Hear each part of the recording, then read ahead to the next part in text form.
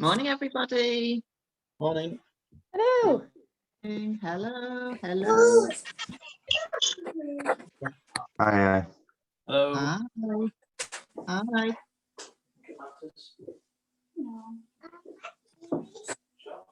You have to just watch my blank face while I just let everyone in.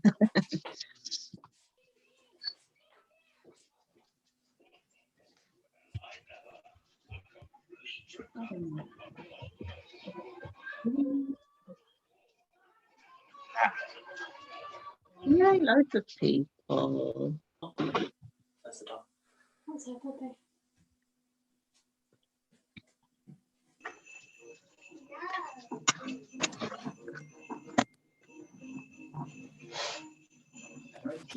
Very excited today. It is snowing outside. Right, I'll just wait a couple more minutes, see who else is coming, so I don't have to kind of repeat myself. Hello. Hi, Rover. Right. It is very cold outside. And George destroy their house. And scarves. It's nice to see some familiar faces. Some of you, I'm immediately looking at your face and then remembering your dog.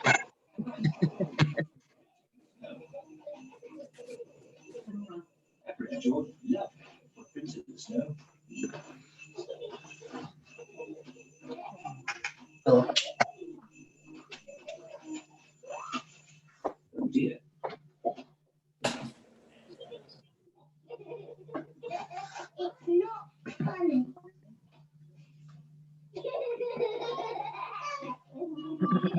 Someone's got some giddy kids in the background.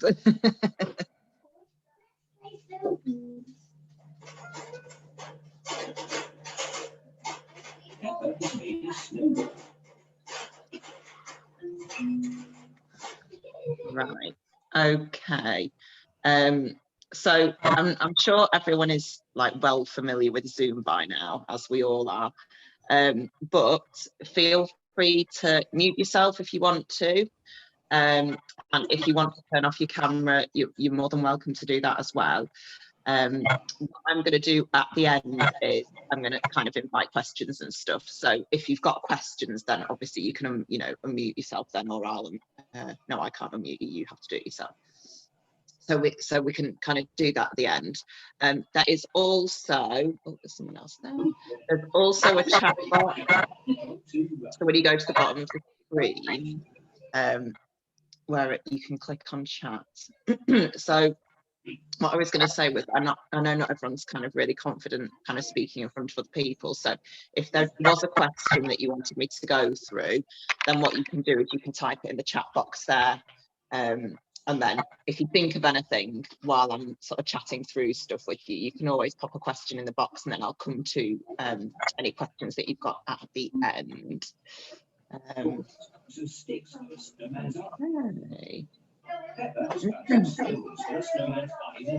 So I've got 2 cameras open. I've got my face, which is here. Hi. And then I've got Pippi Cam down here. Just in case I need to like demo anything for you. So if there's anything that I need to kind of show you, that I've got her in the background to show you it. So that's just why I've got 2 cameras on. So I've got a few slides that we're going to go through. I've got some videos that I'm going to have a go at playing you as well. So I'll kind of go through that. So what I'm going to do, now that I think no one's coming into the waiting room. what I'm going to do is I'm going to share screen so that you can see my slides, but you'll still also be able to see me, although my lighting isn't absolutely brilliant at the moment. So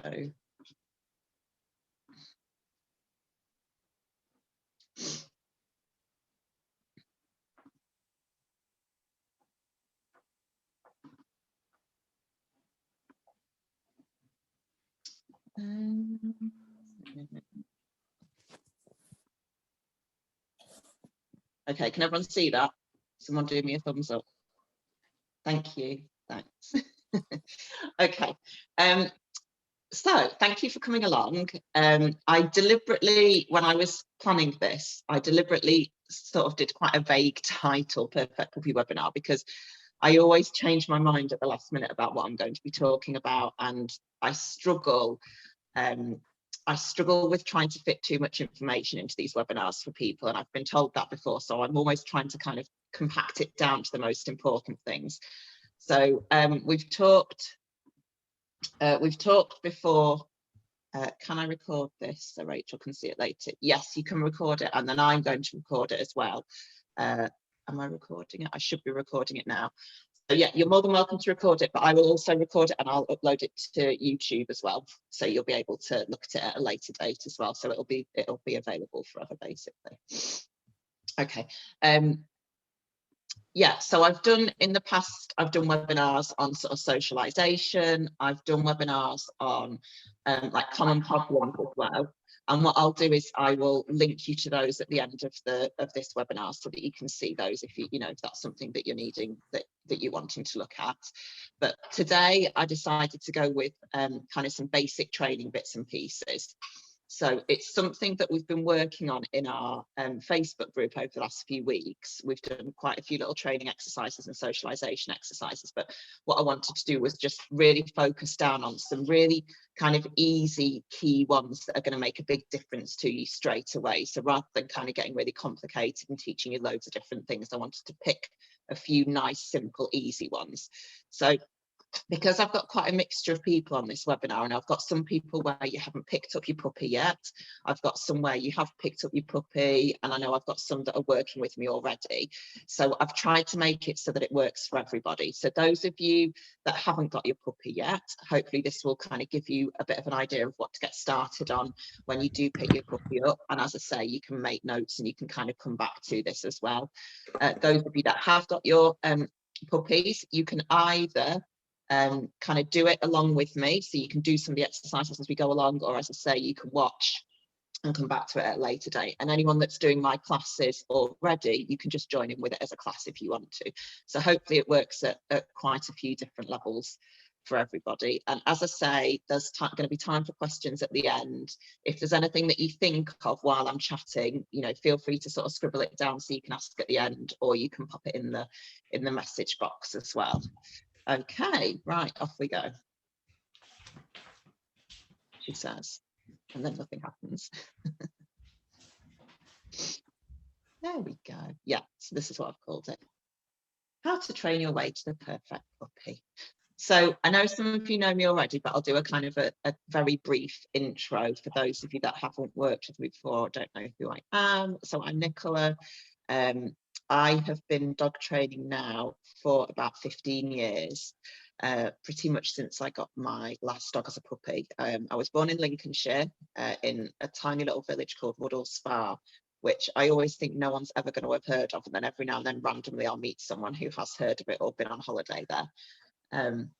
So that's where I grew up. I've got a big family, so I'm the eldest of 7 children, and I've also actually got a stepbrother and 3 stepsisters as well. When I was 18, I moved out of Lincolnshire, I moved to Liverpool, where I went to university, and I actually studied architecture at Liverpool rather than anything remotely dog related. So completely different from what I've ended up doing. Met my husband, we moved to Glossop. And kind of one of the first things when we moved here was I wanted to get a dog. So it was kind of move to Glossop, move to somewhere a bit more rural, a bit more countryside with lots of nice walks and get a dog. So in 2005, we got our first dog. We got Joey, who was a black Labrador. And I've always grown up with dogs, but it was very much a case of me thinking, oh, well, I've grown up with dogs, so everything will be fine. And I actually found it really, really challenging. I really struggled. I was working full time, and I just hadn't kind of appreciated how hard it was going to be. Having a dog, having a puppy, and I didn't really understand how much training and management was going to be involved in having a dog as well. So it was a big shock. And as with most things, if I want to learn about something, or if I'm trying to figure out a problem, I will learn as much as I possibly can about that thing, and I'll get every book on the subject, and I'll watch every program and do every course going. And within a few years, I'd learned enough in terms of dog training to set up my own dog training classes. So quite early on, I think he was about 2 or 3. I set up my own dog training classes, and then that I was pretty much hooked. Then that was it. I did all my training to be a dog trainer and started my classes up. I've got one son, Thomas, who's 11 now. So I had him kind of just after I set up the business, and then it's just been going since then, really. So I teach dog training classes in person. I do one-to-one training sort of for problems and things like that.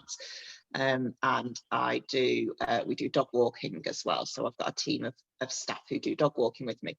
Obviously, at the moment, with the current sort of lockdown situation, things have changed slightly. So I'm not allowed to do group training classes indoors or outdoors at the moment, which is very frustrating. So I'm doing a lot of online classes, and I'm doing a lot of training walks where I'm meeting people for walks, and then we're going out and about and doing training. Now, the other big change that's happened since I did one of these webinars is, sadly, during the last lockdown in March last year, we had to say goodbye to Joey. So he would have been 15 last July. He was a Labrador, so he did very, very, very well for a Labrador.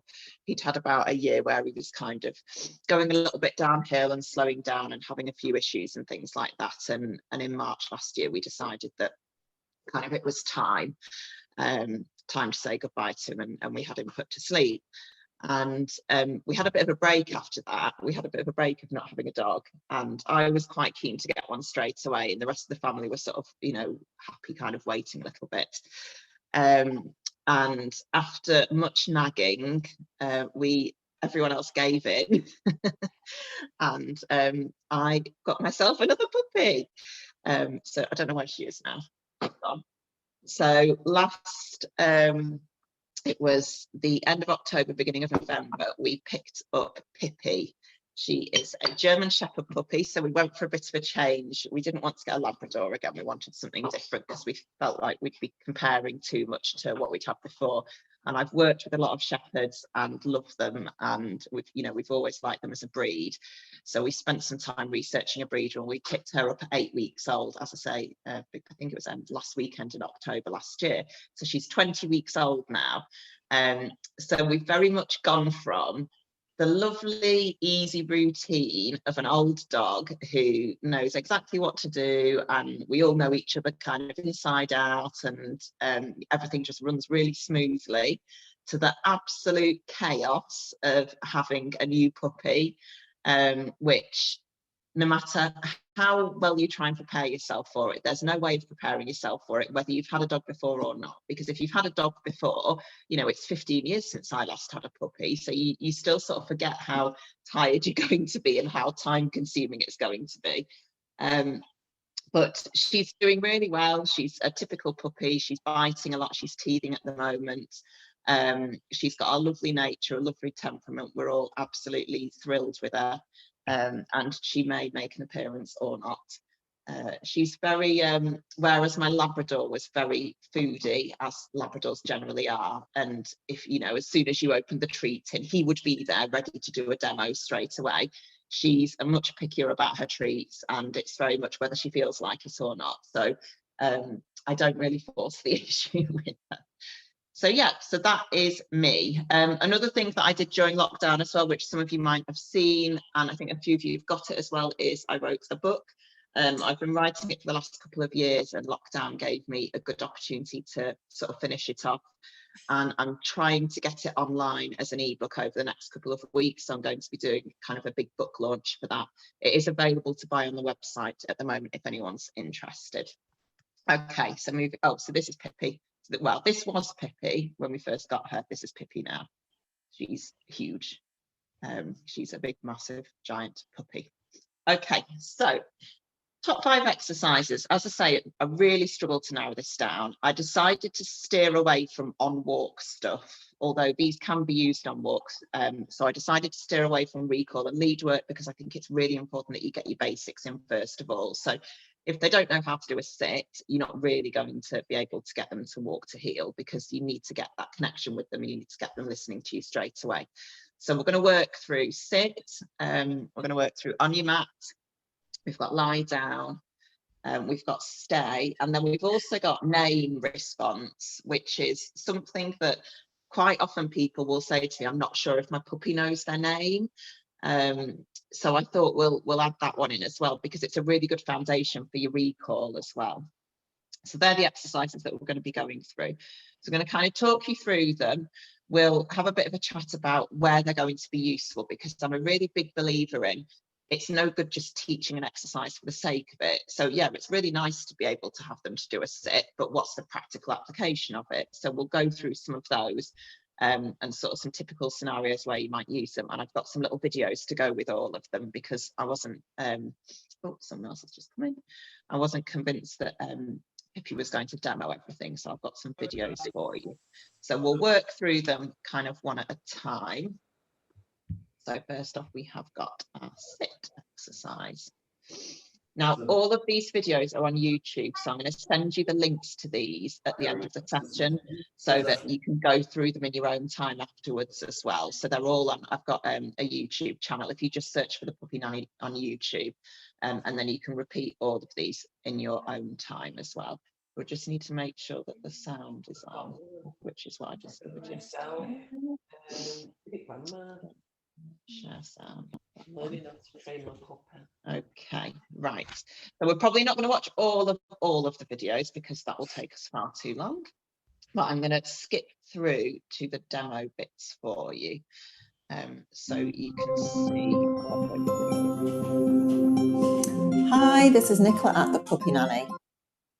There we go. Right, so here we go. So this is this puppy here. This is my sister-in-law's puppy. He's a little cockapoo, and he's not done any training at all yet. So what we're doing with our sitters, we're teaching using a technique called lure and reward.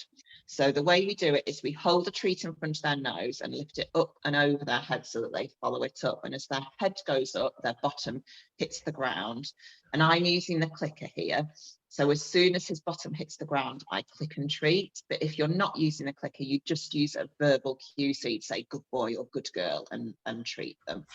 So clicker training is something that we do a lot of in our classes. So, as before, I've got a little tub on the shelf next to it, some little pieces of cheese in. And then in my left hand, I've got my clicker. I'm taking a piece of cheese and I'm holding it in front of Ollie's nose, and then I'm lifting it up and over. So I'm kind of lifting it up and then aiming towards his tail. And then his nose goes up and his head goes up, follows that treat up. And as he does that, his bottom goes down. Now, a couple of times what he does is his 2 front paws come up off the mats and he ends up in a little bit of a begging kind of position, but we don't want to reward that. So what I'm then doing is I'm waiting for his 2 front paws to be back on the floor before I click and then let him have the treat. So it's lure him up with the treat, bottom touches the floor, click, and then let him have that treat as a reward. And there you have it. That's how to... Okay, so hopefully that was sort of helpful. So a couple of things just to notice with him is when we first start doing it, obviously he's got no idea what we're doing. He's just kind of following that treat, and it's using the treat. It's the action of moving that treat which helps move him into that sit position. So it's the action of lifting that treat up and over his head to move him into position. The other thing which he does, which is quite common if you do end up with kind of a smaller breed puppy, is as I'm luring him, kind of his bum goes down, but his paws actually come up. So he sort of ends up in a bit of a kind of almost like a beg position where his bum's on the floor and his legs are up in the air. And I don't want to reward that because that's not what I'm asking him to do. So what I'm doing is I'm waiting for his front paws to be back on the floor again before I click and treat, or if you're not using a clicker, before you kind of reward and use the treat. So that's your sit. Really, really easy. If you've not picked up your puppy yet, you will probably be able to get them to do this within a few minutes of bringing them home. It's a really nice, simple exercise to do. And it's a good way to kind of start off that training with them as well, because it's just introducing our puppies to the concept of, we ask you to do something, or we show you how to do something, and then when you do it, we give you a reward. So it's worth listening to us. It's a good idea to listen to us. It's going to be worth it in the long term. Once they've got the hang of it, there's loads of practical applications for this. So I would recommend getting started with your sit first of all, and then getting really stuck in with lots of exercises with your sit. So you can get them to sit for meal times, so get them to sit for their food bowl. So even if they don't stay, you can just ask them to sit, put the food bowl on the floor, and then they get that food bowl as a reward. You can get them to sit for doorways, say when they're going out for a walk. I wouldn't necessarily do it as part of your toilet training, because if they're desperate for a wee, you don't want to make them sit first before you open the door and then they end up having an accident. But for if you're going out for walks, for example, you could get them to sit first before you open the door. You could get them to sit for any toys as well that you're giving them. So in the same way that you can get them to sit for food and treats, if you're about to throw a ball for them, or if you're playing a game of, say, tuggy with them or something like that, you can get them to sit and then give them the toy to have a good play with it, or throw the ball to fetch it. And then any other situations where you need a little bit of control. So common times around the house, and this will become more useful when we start with the mat work, but things like unloading the shopping, loading or unloading the dishwasher, loading or unloading the washing machine, getting things out to the cupboard. So when you're cooking, when you're sat eating, you know, when you're trying to have a cup of tea, any time when potentially they could be diving in and climbing all over you and trying to get things off you, that's a good time to do a sit. Okay. And when we do the mat work and the lie down, they will be more useful then as well. And then the other thing really commonly, which I use a sit for as well, is for greeting manners. So lots of our puppies are very inclined to jump up and they want to say hello to us and to other people as well. They just want to get near our faces and, you know, give us a good kiss. So what we need to do is we need to try and make sure that we're not rewarding that, because if they jump up and then we say hello to them, potentially we're then reinforcing them, we're rewarding them for doing that jumping up. So they think, oh, brilliant, I'll jump up again because, you know, I got a fuss, it worked last time. So what we can do instead, if your puppy is like that, we can ask them to sit first and then we can say hello, because that way we're rewarding any attention for the sit instead of for the jumping up behaviour. So that tends to work really well. And I've got a couple of clients actually that I've just started working with where we're doing this on walks as well. So if you've got a really kind of friendly puppy that wants to say hello to every person, and every dog that you come across when you're on a walk, you could do the same thing. So when you see a person, you could ask your puppy to sit first of all, and then they either get to say hello to the person that they've seen, or you could maybe give them a treat as a reward. And same with other dogs as well. If you've got a puppy that's really friendly and confident with other dogs that just wants to go over to every dog that they see, you could get them to sit first. Sometimes they get to say hello to the other dog. Sometimes they get a treat from you instead. So there's just sort of a few ideas of where you can be using your sit.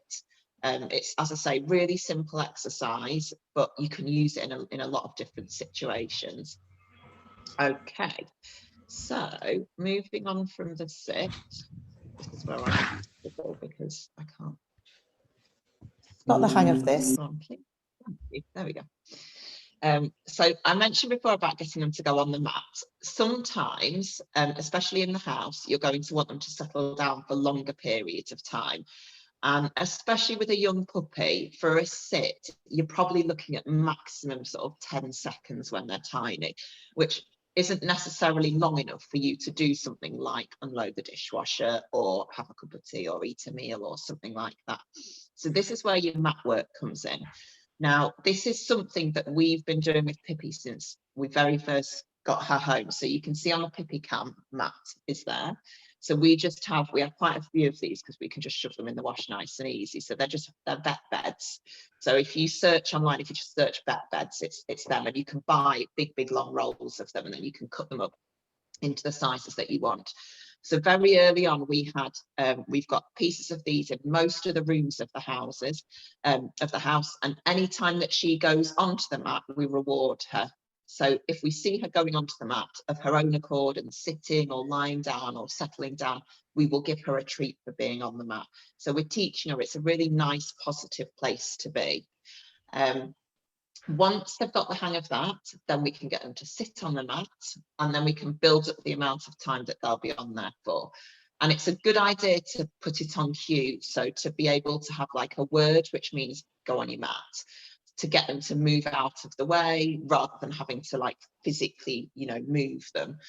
So we lure them onto the mat, similar to with the sit exercise. We would get them to follow a treat onto the mat, and then as soon as they're on the mat, they get the click, and then they get that treat afterwards.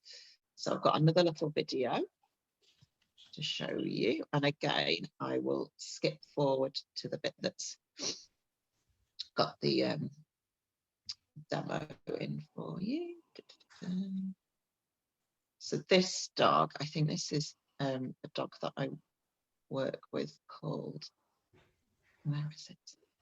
This is oh no, it is with Pippi. I thought it was with, oh no, it's not. Yeah, sorry. It's with a dog that I walk called Tasman. And she is a Kelpie, which is a little bit like a collie.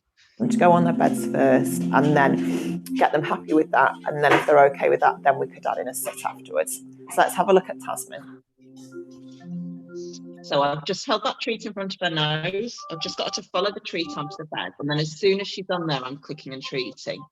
So you can't quite see, you can't quite hear the clicking and the treating. Oh, where's it gone? Sorry. That was helpful. Find that bit again.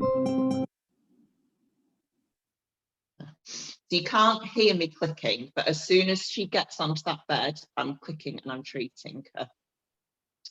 This is clearly me trying to fight for the internet of my son.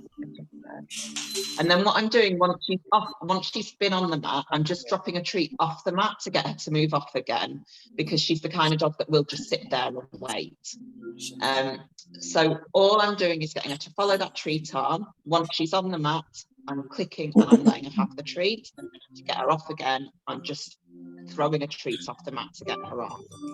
And because we've already done the sit exercise, we can then add our sit in as well. So what we can do once they've got the hang of that is we can lure them onto the mat, we can click and treat them for going onto the mat, and then we can ask for a sit afterwards. So again, we're building that kind of exercise where they're able to sit still and concentrate on you. Plus, we're developing this nice positive association with this mat. And if you then end up doing anything like sort of crate training, you can use this same exercise for that. So you could put your mat into the crate and practice asking them to go into the crate in the same way that we're doing here, where we're luring them. And it's a much nicer way of getting them into the crate rather than having to kind of physically push them in there. I think that was it for that video. Yeah, so she's going on. And then after a while, what she does there, which you can see, is she starts automatically sitting. So quite quickly, they get to the point where you ask them to go on the bed, they go on the bed, and because they know you're going to ask them to do a sit afterwards, they then just automatically sit, which is really, really nice, because then you only need to treat them once. So you can ask them to go on the bed and they'll go on the bed, sit, and then you can treat them for doing that. And as I say, Tasman's older. I think she's 3. So she's an older dog, so she's much calmer. She's able to sit for longer periods of time. Whereas with a puppy, I would maybe be expecting them to sit just for a couple of seconds. So I'd ask them to go on the bed and sit, pause for a couple of seconds, and then I would click and treat them after that. So you're not necessarily going to get the amount of time that Tasmin's doing that for to start off with. And yeah, I would recommend having a mat in any of the rooms of the house that you're going to be spending time with your puppy. So we've got one in the kitchen, as I was saying, we've got one in the living room as well. Anytime Pippi goes on there of her own accord, we will reward her for going on it. Last night is a really good example. She was in a horrible mood last night. I think her teeth are really bothering her. She was being really bitey and just wouldn't settle down. So I ended up asking her to go on the mat and doing a little bit of training with her on the mat just to calm her down and to settle her down. And quite often what she'll do is she'll come into the room and she will just of her own accord settle down on the mat. So this is going to be really useful as well for when things get back to normal and we're allowed to go to our dog-friendly pubs and cafes. We can take the mat with us and get her to settle on that. Or if we go to visit friends or family, or if we go on holiday, again, we can take the mat with us and we can get her to settle down on that. Okay, so we've got sit, we've got on your mat. Someone's asked a question. If they initially relax on the mat, but then move on to chewing it, would you? Oh, yes, you mentioned this, didn't you, Jess, in the group? I would make sure that they've got something to chew. So make sure that you've got, you know, like do the bit of training first and then give them like a filled Kong or a cow's ear or a beef pizzle or something like that. So they've got something else to chew instead of the mat. But yeah, if it does turn into a game, if playing with the mat turns into a game, yeah, I'd just take it away. Or distract her from it, just distract her with something else. That's okay. Right, next slide. Good girl. Well done. I clearly haven't mastered this sharing of videos. I did have a practice rehearsal last night because when I did it before, I couldn't share the sound. Okay, so lie down. So this is, I always find this more difficult than sit. They learn sit really, really quickly. Lie down often takes a bit longer, but the nice thing about lie down is that we can get them to settle down for longer periods of time.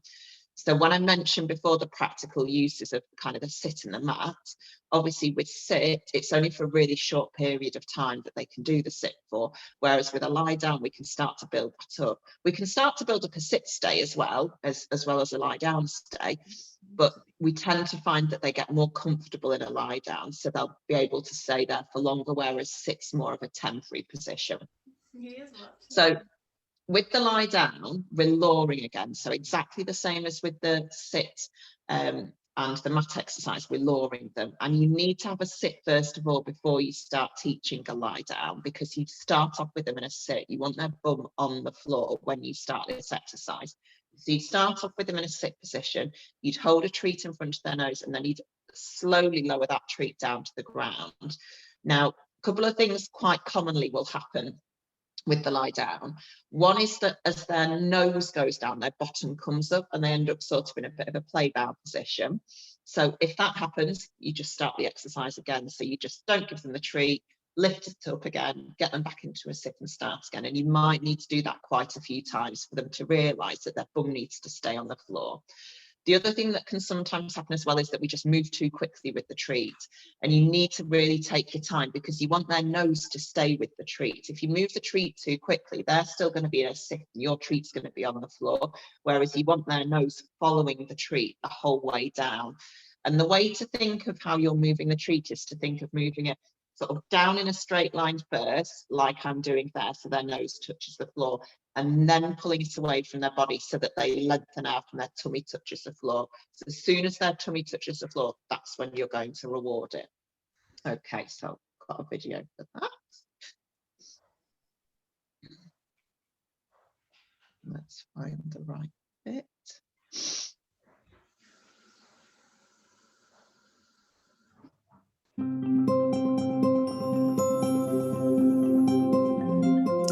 Hi again, it's Nicola here at the puppy. So this is German Shepherd puppy that I work with So called here we Lily. go. And she's, I think she's probably about 9 or 10 months old in this. So I've got a treat in my right hand and I've got my clicker. You can just see that in my left hand. I've started off with Lily in a sit. I've held that treat in front of her nose and then I've lured her slowly down to the ground. And if you watch, I'm going straight down in a line straight down. Lily gets quite comfy in a lie down. So to get her out so I can repeat it, I'm just chucking a bit of cheese on the floor next to her so that she moves so I can start again. And she's actually already dropping into a lie down sometimes because she already knows this exercise. So I'm starting again with a sit. I've got that treat in my hand, I'm lowering her down to the ground and then I'm pulling it away from her. So as I pull it away, you can see her walking her front paws forward. That's what we want her to do. We want those front paws to walk forward so that her tummy touches the floor. And again, I'm just chucking a treat to get her to move out of that lie down position. So let's have another go. So sit first, lower down with the treat, pull the treat out and then click and let her have that treat as a reward. Again, she looks very comfortable there, doesn't she?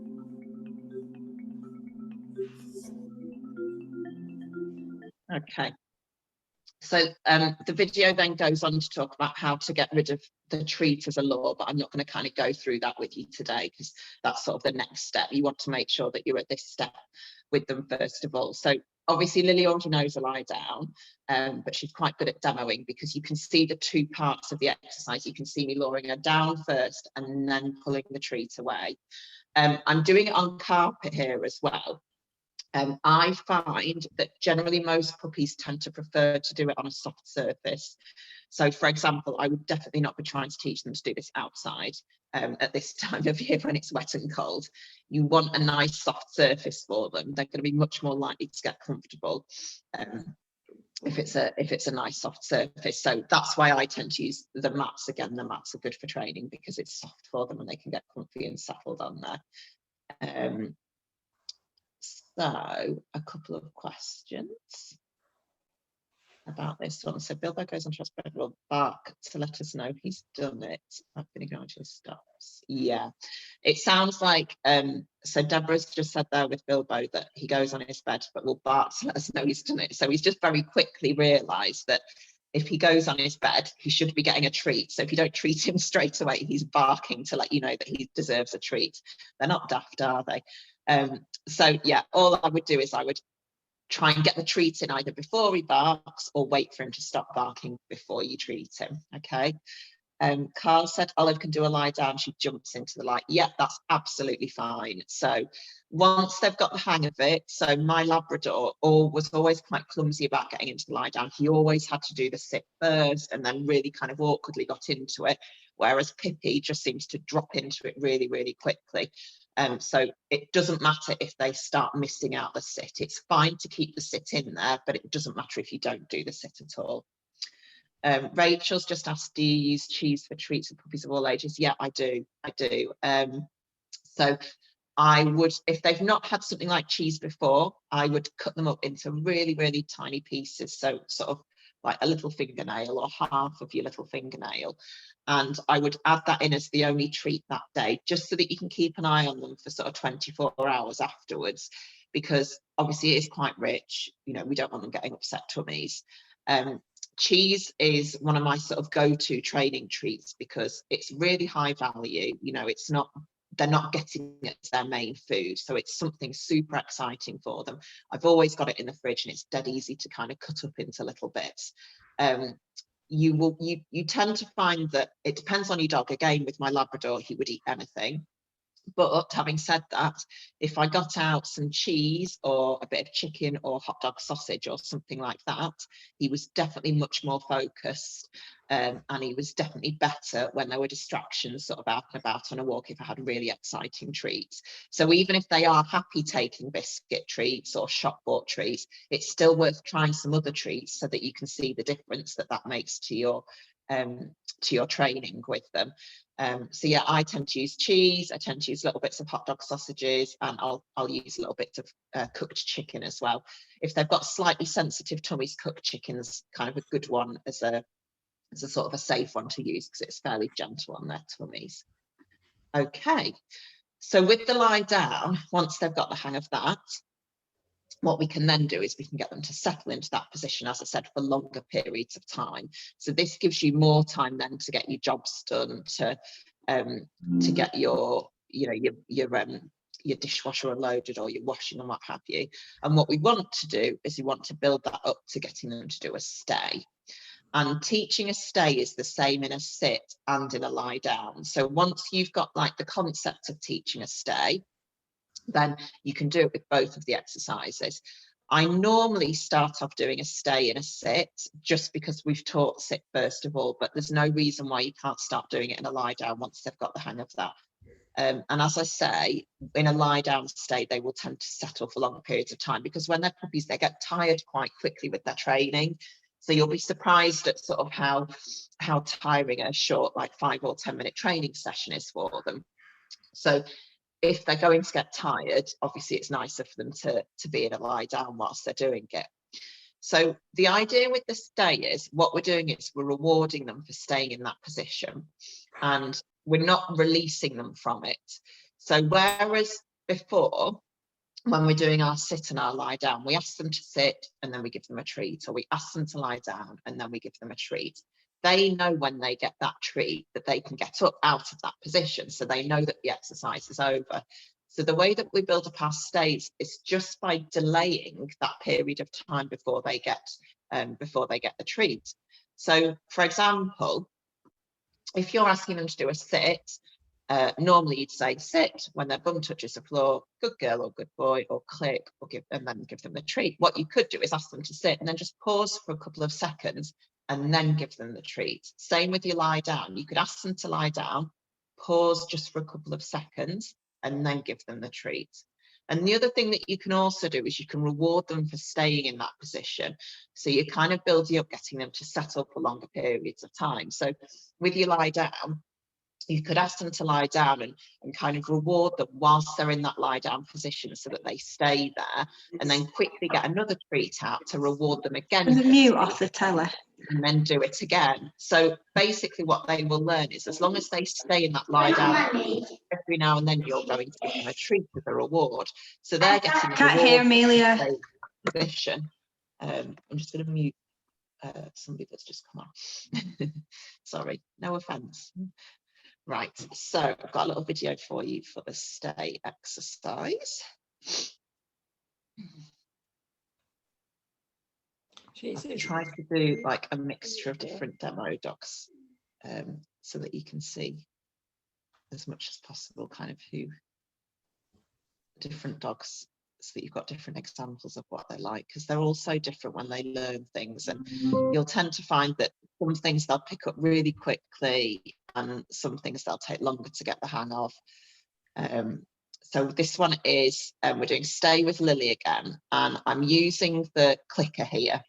So what I'm doing is I'm getting her to stay, and I'm clicking and treating her to let her know she can move out of that stay position. Stay with Lily. Okay, here we go. Okay, here we go. So here's lovely Lily again. So I've got my clicker and my treats, and I've just thrown a treat there to just get her to move out of position. And I'm going to use the hand signal I was doing before to ask her to sit. So I'm asking her to sit. I'm pausing a second, and then I'm clicking and I'm chucking a treat. And what's quite handy, which you can't see, is there's actually a clock in the room that I can hear ticking. So that's nice and easy for me to count the seconds. So sit again, pausing for 2 seconds, and then click and treat. And I'm not saying stay. You can say stay if you want to. You can say sit, stay, or you can just say sit. It doesn't matter. It will work both ways. So I've asked her to sit. I'm pausing for 3 seconds, and then I'm clicking and I'm treating. So she's starting to get comfy now. We're starting to build up the amount of time she'll stay there for. So sit, pause, click, and throw the treat. And one of the reasons I'm throwing the treat is because if I don't do that, she's just going to stay in that sit position, and I want to give her a break in between each of the exercises. So sit again, pausing, and then clicking and throwing the treat.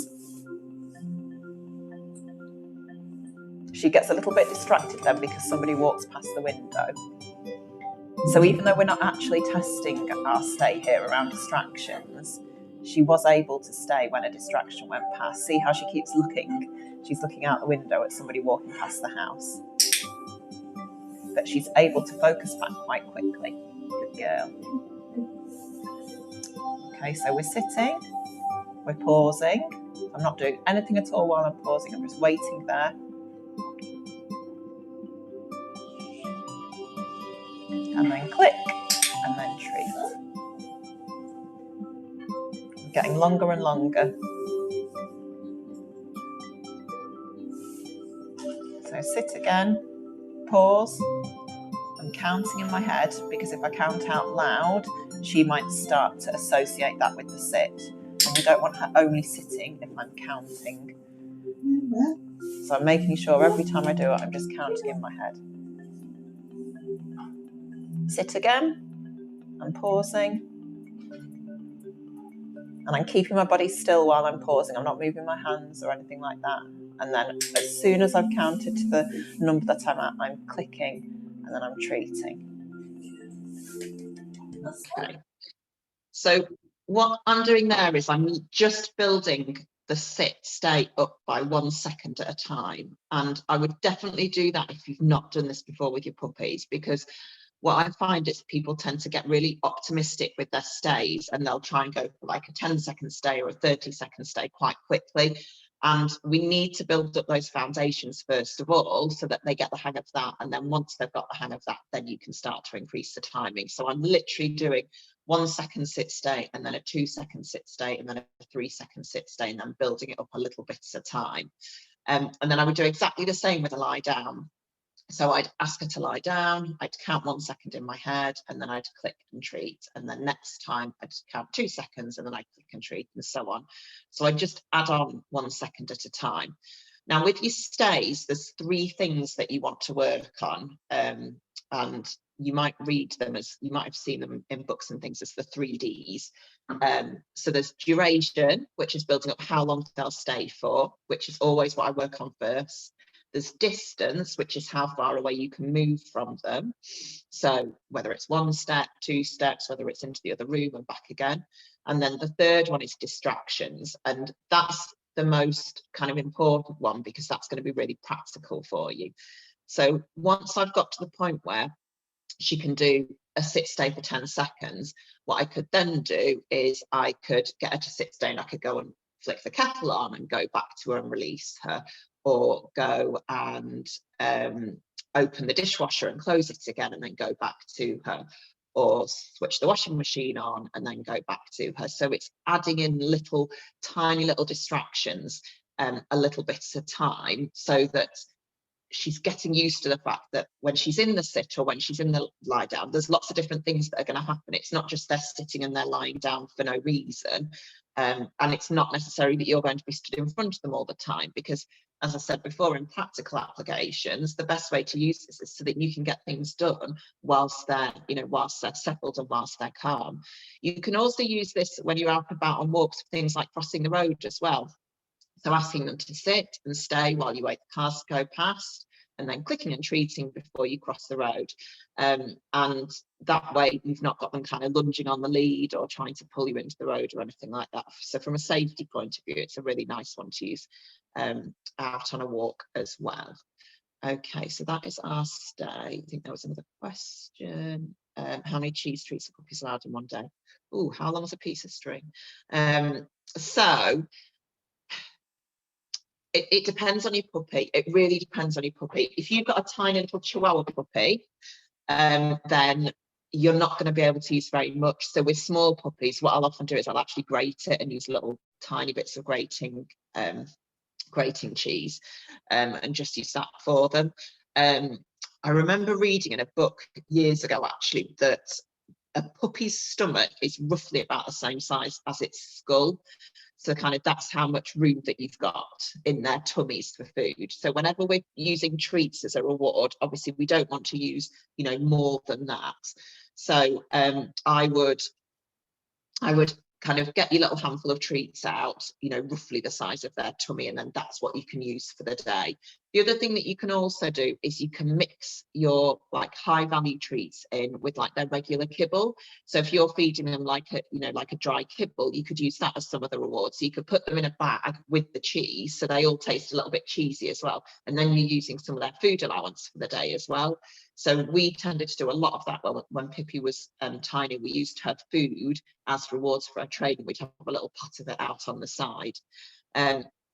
I would just make sure that if they are, it again depends on the breed, but if they're the kind of dog where they're going to put on weight, you might just want to reduce the food that they're allowed for the day to allow for treats. So if you do a really big training session, you might want to kind of cut out a meal or do a much smaller meal, so that they're not getting extra on top of what they're having. So yeah, as I say, varies from puppy to puppy. You'll be able to give them more as they get older, so long as, you know, the majority of their daily food intake is coming from like a good quality food. It's fine for you to add these in as treats. I would say. Hopefully that helps. Minimum age for my puppy before I start to train these tasks. There isn't a minimum age, Alison, any age at all. As I said before, we picked Pippi up at just 8 weeks and we taught her sit pretty much that same day. So you can start, you know, as soon as your puppy's ready and interested, really, as soon as your puppy's happy to do it. But if you don't get started straight away, it doesn't matter. So don't feel any pressure. Often when you first pick them up, you're kind of dealing with sleep deprivation and toilet training and getting them settled in the crate. So don't put too much pressure on yourself to start on it straight away. And then Jess has just asked, in terms of work on distraction, do you start taking them to places with minimal distractions? Yes, definitely. So you want to build your distractions up gradually. And this is something to remember with all of your training exercises. And this is something that I really go on about when we do recall and lead work as well, because people will start trying to teach recall in the park when there's loads of other dogs running around. But you need to make sure that they know what recall means in the house, first of all, and in the garden, before you start, you know, challenging them around other dogs. So with any of your training, it's building up the distractions gradually. So in the house is always going to be the least distracting place to start them. And then you could start adding in distractions in the house, for example. So you could do it like in a room with the rest of the family with the TV on where kids are playing, or, you know, where someone's cooking or something like that. So you can start off with house distractions, then the garden straight away is going to be more distracting, because obviously you've got birds flying over, you've got scents, and you've got the weather. They'll be able to hear other dogs, they'll be able to hear other people as well. So garden with distractions is good. And then I would start doing it on your walks, but either pick times or locations where there aren't too many distractions. So in Glossop, for example, I do a lot of training in Howard Park because that's quieter. Manor Park is much busier, so that's kind of one to build up to. Or I know quite a few sort of fields in nearby where I know that if I go there, chances are there isn't really going to be anyone else around. So that's a good place for me to start practicing as well. And then once they've kind of got one level, you can then move up. So say they've like, you know, say they've got the hang of, you know, the football field level, and they've got that sort of, then you can move up to the next stage. There's no point kind of going from home to the park and skipping out all of the in-between stages, because it's just not going to work. So hopefully that's answered that question.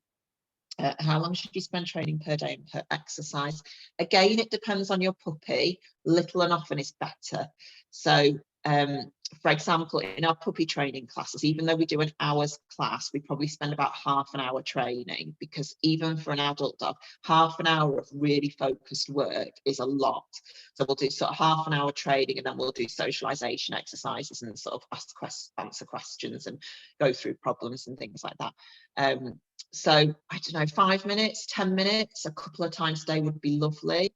And you're better kind of spreading it out throughout the day, rather than saying, right, at the weekend we need to do a big full hour-long training session. So you're better off while the kettle's boiling doing a little, you know, a few minutes of training, or while you sat down in the evening with a cup of tea doing a little bit of training with them then. So it's just mixed throughout the day.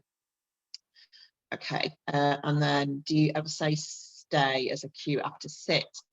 You can if you want to, but you don't have to. I do, just because with my last dog, I did a little bit of gun dog training, and I just say it. I almost can't not say it, but you don't have to if you're using a clicker, because if you're using a clicker, you're asking them to go into either a sit or a lie down until they hear that click sound. If you're not using a clicker, it is more important to use your stay then. But one thing I would do is I would make sure that you only say it once. So I'd say sit, stay, and that's it, or down, stay, and that's it. I wouldn't keep repeating it over and over again, because you don't want them only staying because you're saying it over and over again. Because if, say, you're on a walk and you meet someone and you want to stop and have a chat and you want your dog to do a sit stay while you're chatting with a neighbour, you can't be constantly saying stay to remind them to stay the whole time. You need them sitting and staying until you tell them that they can move out of that position. Deborah's asked, should all members of the family do training? Ideally, yes, if you can. So kids, even from sort of 3 and 4, you can get kids doing really easy sort of sits, that kind of thing. Sit is a really nice one for young children to teach puppies. When you're teaching new exercises, though, I would get one person to take charge of that particular exercise. So say you're teaching lie down, I wouldn't have every family member trying to teach your puppy to do a lie down. I would have one person teaching your puppy to do the lie down first. And then once the puppy's got the hang of it, everyone else can join in and have a go then. Just because everyone will do things slightly differently and we just don't want to confuse them. So new exercises, get one person to take charge of that. And then when the puppy's got the hang of it, then you can show everyone else how to do it as well. Okay, right, so last exercise we have got name response. And I said at the start that I wasn't going to do recall and lead work, but actually name response is the foundation for your recall, because it's getting them to pay attention to their name. You can also use this in place of things like a leave it and a watch as well, which are some other exercises that we do on our training courses. So because there's so many things for them to learn and you're not going to be able to teach your puppy them straight away, it's useful to have some exercises that will kind of substitute for them in the meantime. So with the name response, all we're trying to do is we're trying to get them to, when we say their name or whatever it is that we're saying as our cue, to look at us, to come to us and to look at us. Now, there's a bit of a risk with using their name for this exercise, just because with this exercise, we want them to learn that when they hear this phrase, so say for Pippi, I'm using here Pippi or something like that. We want her to know that every time I say here Pippi, when she comes to me, she's going to get a reward for it.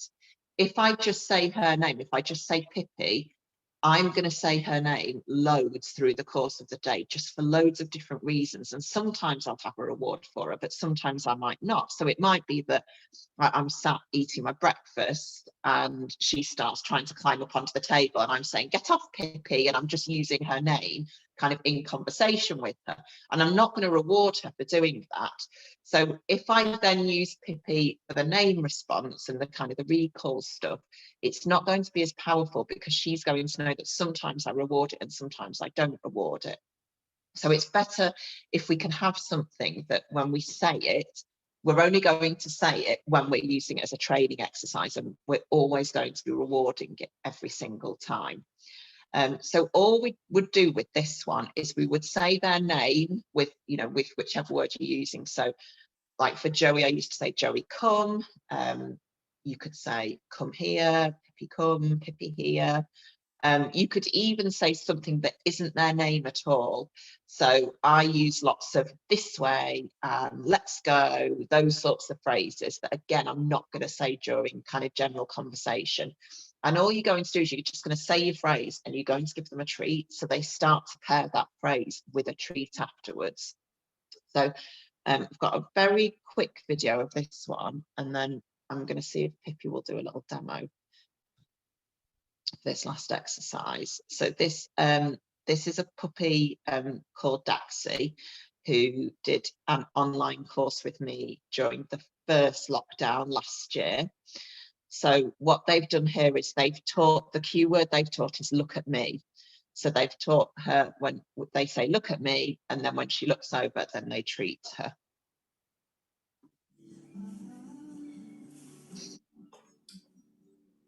Look at me. Quite quiet, that one. Look at me. And he's using a hand signal as well, so he's pointing at his face when he's doing it. So he's saying, look at me, and he's pointing at his face as well at the same time.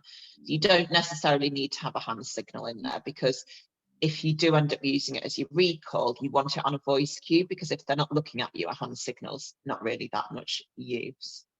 Okay, so hopefully that made sense. So I'm just going to stop sharing the screen, and I'm going to see if I can grab a Pippi, and then I can show you how I would teach this exercise. I stop that.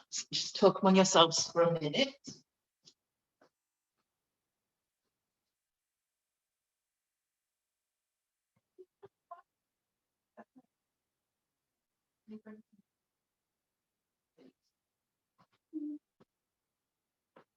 She's fast asleep on the phone. I'm going to wake her up. She can come and do like a minute. I have to take the camera to her.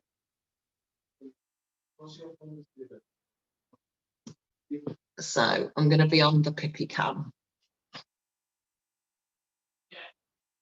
Got these treats that she really likes. So all I'm going to do.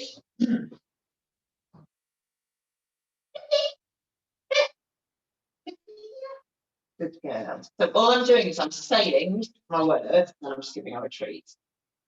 But she doesn't want. Fussy German Shepherd puppy. So all you would do is you would say your word, and then as soon as they look at you or respond in any way at all, you would treat them. So to start off with, they're going to look at you just because you're making a noise. So if you know, any noise that you make, they're just going to look at you because you make that noise, and then you can reward that straight away. Good girl. So finally, you're great. Good girl. Yep.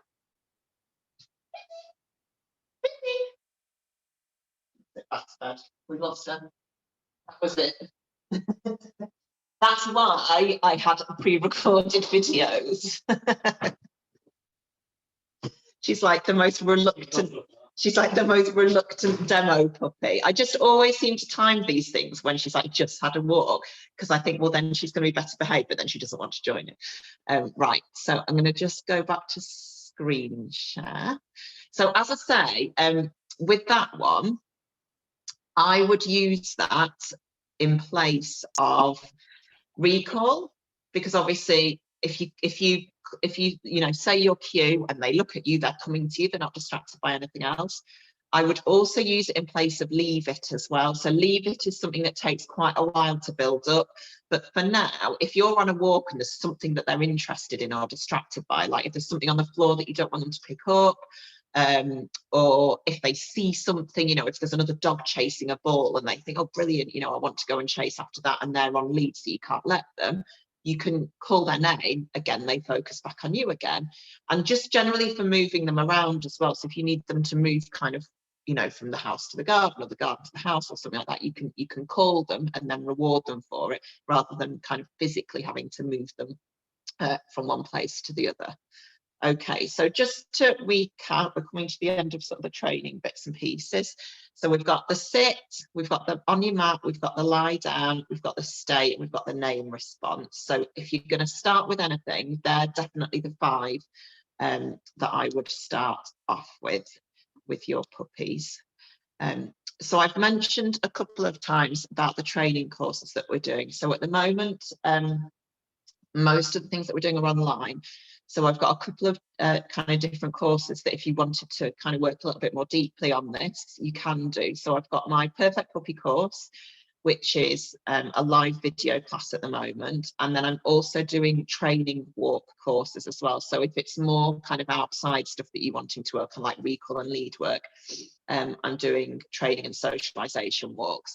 So what I've done is I've put anyone that's come along to this webinar, there's a discount code for 10% off there. So that's the website that you need to go to, thepuppynanny.co.uk. And when you get to checkout, if you put in that all one word puppy webinar, it will take 10% off whichever course you decide to book on. And that's just till this Friday. So if anyone wants to book onto that. The training walks, the one-to-one stuff, I've got spaces for in a couple of weeks. And the next Perfect Puppy course is middle of Feb. So again, a couple of weeks time. So you've got a couple of weeks wait before we can get started on anything. Okay, right. Any questions? So I'll stop sharing and then I will go through the chat box to see if people have got questions there. And then if anyone does want to ask any questions, then you can join in, unmute yourself. So the ones that I've got so far, so my puppy likes to nip our feet and likes to have us stop this without having to put her in a bed. It depends how old she is, Leanne. Assuming she's sort of a young puppy, first thing you need to do is make sure that she's got loads of things that she can be chewing. So a really wide range of different sort of textures and things. So I really like the split antler chews. I've got some Yakkers chews as well. I've got Kong chews. I've got loads of different things with different textures, so that as soon as she starts nipping on one of us or nipping on furniture, I just put something else in her mouth instead and kind of encourage her to chew on that. I also have a really big box, which I'll often get out in the evenings, which has got like houses and fish chews and beef pizzles as well. So there's always lots of other things for her to be chewing apart from us. So just keep trying to swap her, offering her other things instead. That's something that is our biggest challenge at the moment. Okay, so Mark and Rachel, you've got an 11-year-old lab. And a 9-week-old puppy. Oh, how do you minimize the puppy biting annoying the older dog? To some extent, I would let the older dog tell the puppy off. But I would also give the older dog a chance to have a break from the puppy as well. So it depends whether the puppy's listening to the older dog. So if the puppy's being really annoying and the older dog then tells the puppy off and the puppy goes, okay, I'm backing off, that's fine, and moves on, that's fine. I would let that happen. But if the puppy's ignoring the older dog and saying, I don't care that you're growling at me, I'm going to just carry on annoying you, then I would probably intervene and take the puppy away and give the older dog a break, because you don't want the older dog having a really bad kind of association with this new puppy. I think one of the benefits of having an older dog when you've got a young puppy is that more of the biting and stuff goes towards the other dog rather than you, but then you've got to kind of almost referee the situation so that the older dog's getting plenty of regular breaks as well, because you don't want the older dog getting, you know, stressed out by this annoying new puppy. So give the older dog a chance to tell the puppy off and then intervene if you need to. What you often find when you've got a puppy and an older dog is that when the puppy's very young, the older dog won't be very strict with the puppy. They'll appreciate that they're puppies and they will kind of let them get away with all sorts. And you'll think, you know, why aren't they telling the puppy off? But it's just because they know they're a puppy and they're letting them get away with it. Whereas as they get older and they grow up, the older dog will then start to be stricter with the puppy. So they often start to get a little bit more serious about their tellings off as the puppy gets older. And make sure as well that you're kind of giving them both equal kind of time separately with you as well. So one-on-one time with the puppy, one-on-one time with the older dog as well, so that they're still getting that one-on-one attention rather than it just being kind of everything together. Okay, and then the next after that would be the same principle for the whistle. For the name response, yes, exactly the same. So if you're doing whistle training, which, yeah, I'm a really big fan of whistle training, I would do it alongside like a verbal cue as well, just in case you lose your whistle. You know, you don't want to be out up on the moors and you lose your whistle and then you can't get your puppy back. But exactly the same principle for responding to a whistle. You blow your whistle, and then as soon as they look at you, you would just treat them straight away. And things like this, I would definitely be using your really high value treats for as well. So like the cheese, the chicken, that sort of thing. Any tips on stopping our puppy chasing the cat when we use leaved? It works. Oh, this is something else that we're really struggling with. So I've got 2 cats as well. That are, one's 15 and one's about 7 or 8, and they're used to a doddery old Labrador who doesn't do anything at all, and all of a sudden they've got this really annoying puppy. She just really wants to play with them, and they are not having any of it. So make sure the cats have got somewhere that they can go to separately. So Pippi isn't allowed upstairs. We've got a baby gate at the bottom of the stairs. So the cats have got the upstairs, that is their domain. And we've got upstairs, we've got their food, water, we've got litter trays for them. So they can happily kind of stay upstairs. They don't have to come downstairs and interact with Pippi if they don't want to. We are trying to prevent any chasing by making sure that we're there to always intervene. So the way that we've managed it with baby gates and doors is so that there's never going to be a time when she is going to be alone with the cats without us there to manage it. And then that way we can either move the cat out of the way if the cat wants to be moved, or we can hold Pippi so that she doesn't chase the cat. So, and then we can reward Pippi then for not chasing the cat. So yeah, things like leave it, stay, all of that sort of stuff. But it does come with time. It's a slow one. Very occasionally I'll meet people where the cats and the puppy have taken to each other straight away, but it tends to be more if it's a very young cat, you know, with a puppy at the same time, rather than older cats and then introducing a puppy in. Okay, great questions everyone, by the way. So Carl says, Olive rips up the puppy pad as soon as it goes down, and she's telling us when she needs to by going to the door, but not with weeing. We're trying to use the pads, and she's just ripping them up. I would try not to use puppy pads. I'm not a big fan of puppy pads at all. They tend to just slow down the process, because obviously you want them going outside to the toilet, but with a puppy pad, we're teaching them to go inside first. So it can be really confusing for them. So I would try and get rid of your pads. She's going to the door when she needs a poo, but not with a wee. That's quite normal. They normally get the hang of poos first, and wees normally take a little bit longer. It's just a case of kind of going back to basics, getting her out often for a wee, and making sure you're rewarding her as soon as she's outside. So when they're going to the toilet outside, when you're doing your toilet training, you need to go outside with them and reward them as soon as they've weed or as soon as they've pooed, so that they associate that reward with going for a wee or a poo. And then if they have an accident in the house, don't make a big deal out of it. You know, it's an accident. There's no point telling them off. Just tidy up and kind of forget about it, and just remember for next time. So yeah, if you can avoid using puppy pads, they do just end up becoming toys after a short period of time. So Simone said, would you recommend taking the water bowl away from a 14-week-old pup at night? I've heard conflicting things. Ideally, you should let them have access to water at all times, as much as you can, especially if they're fed like a dry kibble, or if they have a lot of like biscuity treats, they'll get thirsty at any time at all. So ideally you want a water bowl down at all times. There's a range of different ones. So if you've got a crate or a pen, you can actually get a water bowl that sits in a stand which actually clips onto the crate. And that way it's off the floor, so it's less likely to get knocked over by your puppy. Because obviously if it's on floor level, they can easily just knock it over. So then we've got how long should a puppy stay in their crate in your bedroom before moving them away at night? Again, it really varies. So we started off with Pippi in a crate in our room. I think she maybe had 2 or 3 nights in our room, and then we moved her actually into the spare room, which was next door, because I wanted to keep an eye out, an ear out for her to see when she needed the toilet. So I kind of wanted her out of our room just because she was so noisy. She was keeping me awake, but I wanted her close enough so I could listen out for her, so I could let her out to the toilet at night. And I was trying to get an idea of the pattern, and it tended to be 3-ish. 3-ish was the sort of time that she wanted to go out to the toilet. So we then moved her into the spare room, but it's only, I would say she was probably about 15, 16 weeks before we actually moved her downstairs.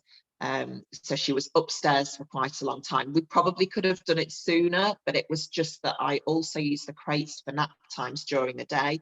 And it was actually really handy having her in a nap in a separate room where I could shut the door, especially with kind of homeschooling going on and me working from home. It meant that we could still carry on doing things as normal in the house without having to worry about disturbing her. So, I mean, as soon as they're ready, really, as soon as you can. You know, if they seem really happy and settled in your room, they're sleeping well at night, it's probably time to start thinking about moving them into another room. And then, is there another one, or was that it? Oh, there we go. Oh no, that's just taken me back to the start. That's really helpful. Oh, so it just goes back to the start. One new message. Okay. At night, how would you monitor wheeze and poos? She's not regular in terms of waking up. This morning she pooed in her crate and stepped in it everywhere and then barked. Oh, the joys. Should we be setting an alarm? Yes.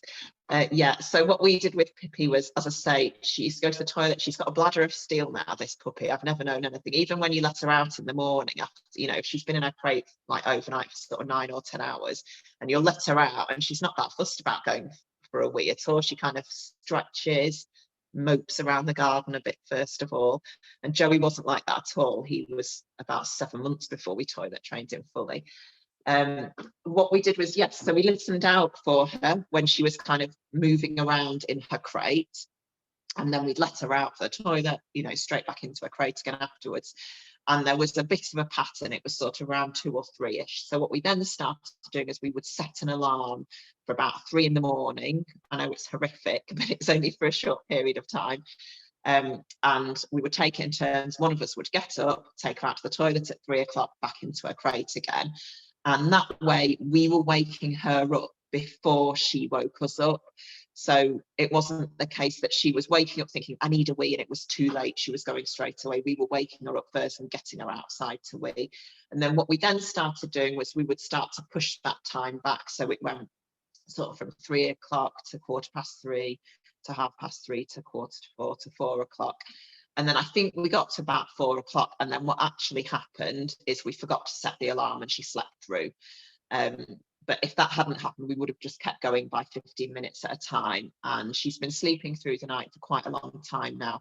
She has woken us up in the night a couple of times because she's needed the toilet, but I'm happy with that. It's not happening every night. I think it's normally if she's had a really big drink later on, like if we've had a late walk and then she's come in and had a big drink, or if she's had lots of dry treats and she's been really thirsty and then drank loads and then she's needed a wee in the night.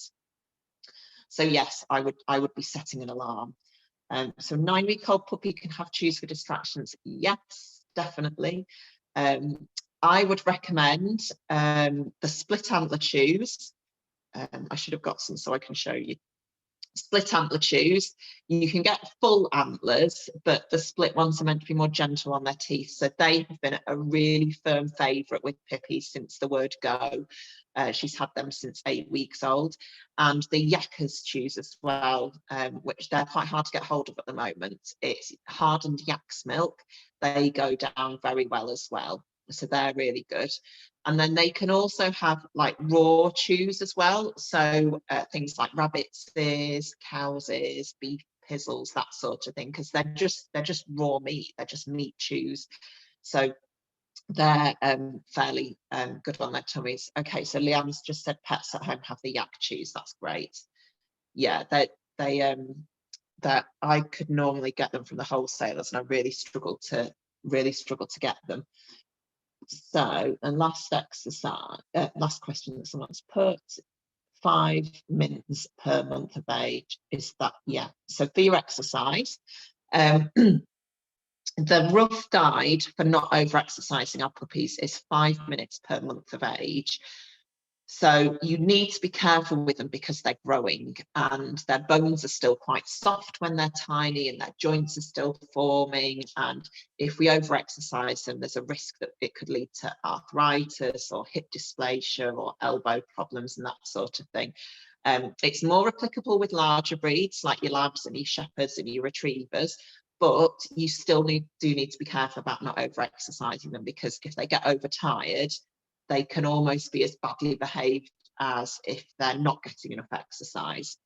So for when your puppy first comes home, your 8-week-old puppy, obviously they're not really going out for walks, so you don't need to worry too much about it. But remember that you can carry them. So we have Pippi in a rucksack, and we would take her out for rucksack walks until she was fully vaccinated and could go down on the floor. she could start going down on the floor and walking at around 3 months. So that was 15 minutes walk, but we used to do that twice a day. So we do a little 15-minute walk in the morning and a little 15-minute walk in the afternoon. Or some days we would do just one half-an-hour walk. One thing to bear in mind is the kind of walks that you're going to be doing with your puppies are not the same as the kind of walks you'd be doing with an older dog or on your own. So a walk that would have taken me half an hour with my last dog would take me an hour with Pippi, because we're stopping and we're sniffing and we're socializing her. So be kind of mindful that a walk that you think is going to take half an hour will probably take twice as long with a young puppy. So yeah, when they get to 4 months, you're looking at 20 minutes twice a day. We're just coming up to 5 months now, so we're 25 minutes twice a day. 6 months, half an hour twice a day, and then you can start to relax a little bit. So when you get to 6 months, you can do half an hour a couple of times a day, or you could do a nice big long hour walk, which I think is quite a good milestone, because then you feel like you're doing a proper walk with your dog then. But I certainly wouldn't be doing that every day. I wouldn't be doing an hour every single day with a 6-month-old puppy. The other thing just to bear in mind is the type of exercise that they're having. So if you're, you know, taking them into town and you're doing like a bit of a pavement walk, getting them used to traffic and the shops and people and that sort of thing, that's very different. That's very low impact compared to, you know, meeting up with a friend in the park and letting them have a really big run around for sort of 20 minutes, you know, with another dog. And I've very much noticed that with Pippi, that with an on-lead walk where we're just pottering along, she can go for a lot longer. Whereas if she's running around with another dog, I really need to kind of keep those walks much shorter, because they won't let you know they're tired. They'll just keep going and they'll keep going and they'll keep going. And then you'll notice that they're limping later on in the day, in which case, you know, you've really overdone it then. So you can split it up as much as you like. If you'd rather do sort of, you know, 3 10-minute walks, you could do that. If you'd rather do one half-an-hour walk, you can do that. But as I say, I just wouldn't do the longer walk every single day. That's going to be a little bit too much for them. So we've got a Staffador, so Staffy Lab Cross. So she likes to do sneak attacks on the back of mine.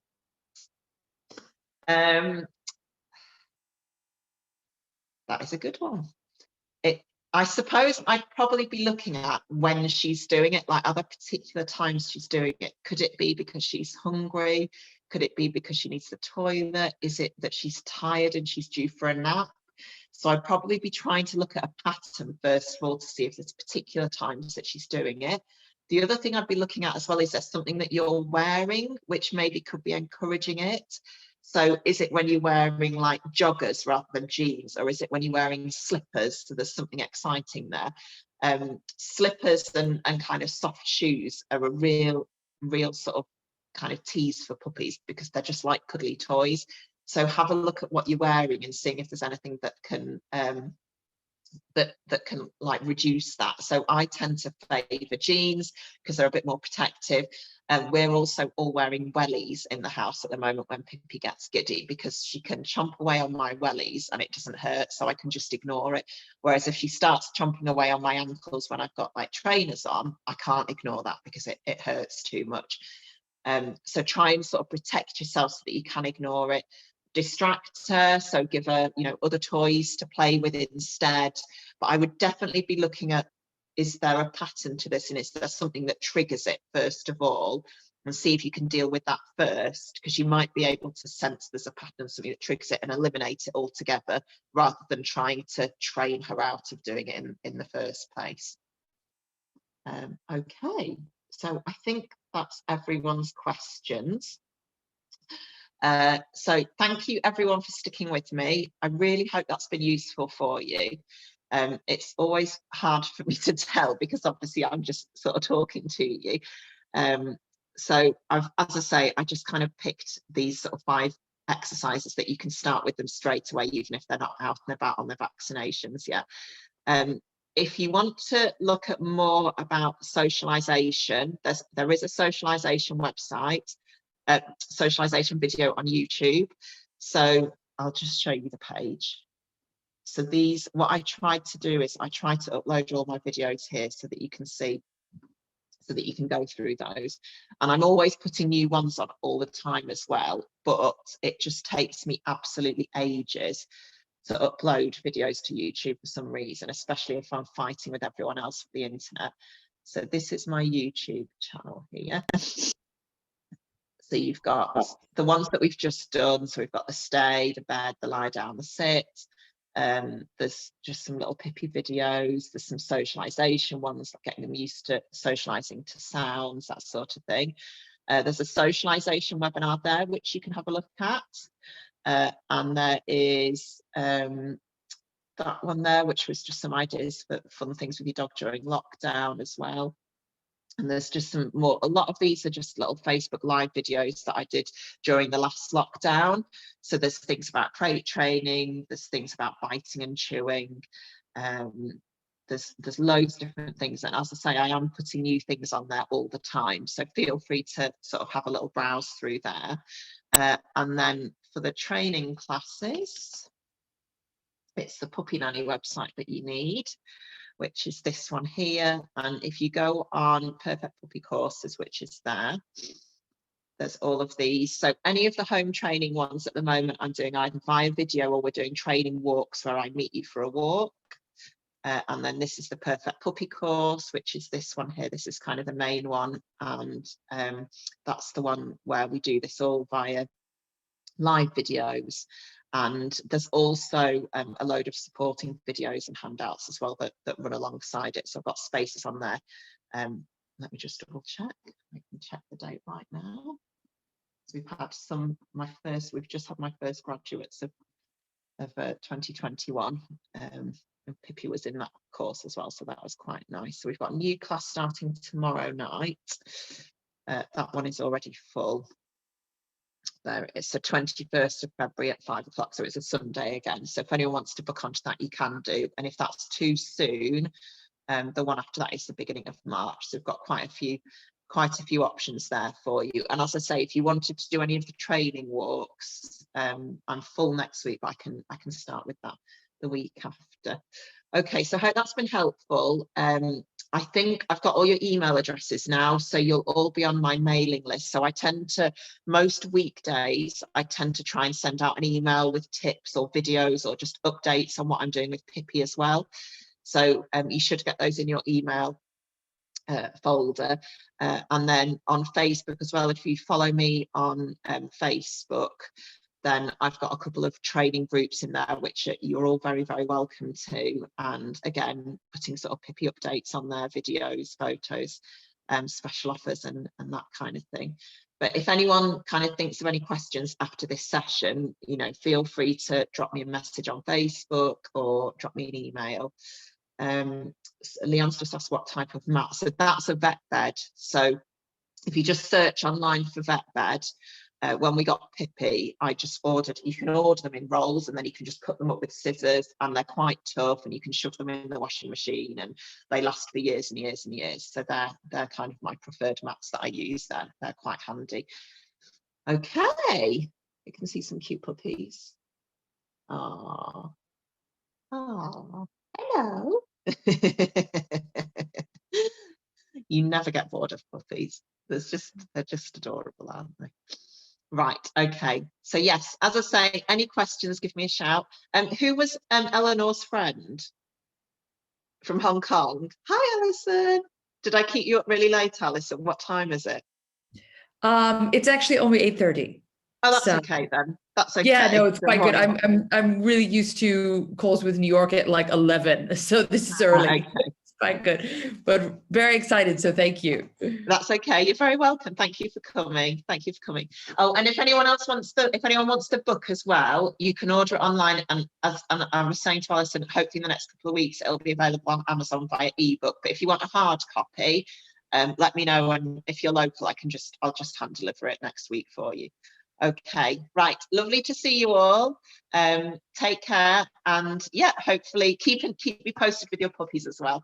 All right, bye. Thank you. Bye-bye. Thanks, Nicola. You're welcome. Nice to see you. Bye.